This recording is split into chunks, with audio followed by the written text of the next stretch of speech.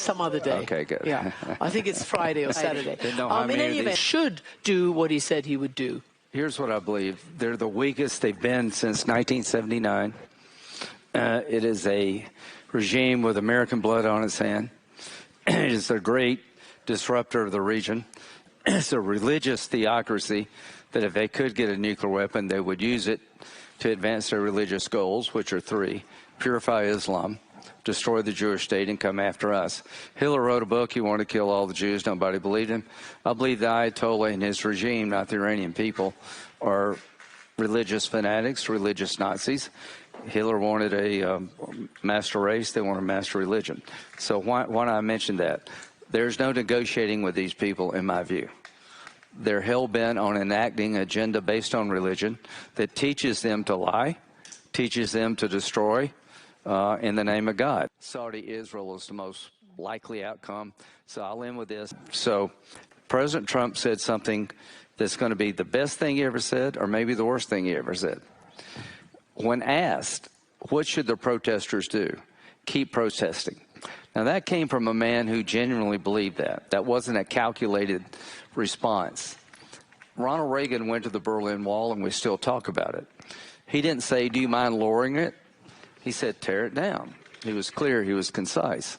So President Trump gave an answer, keep protesting, help is on the way. And a couple of days later, he said, it's time for new leadership in Iran, because the Ayatollah and his crowd, they're bad guys, they're terrible guys.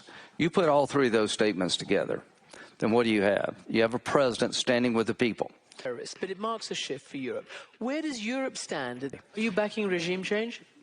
Yeah, totally. If you're not, you're crazy. Military regime change. Yeah, I'm backing the people who want a country they can live in without having their daughter killed. To stand for the freedom in Iran that we need to start, then we need... If we back out now, it'll be the biggest mistake we've made, far worse than the Syrian red line, far worse than Afghanistan. You can't say, keep protesting, we got you back, help's on the way, and nothing happened.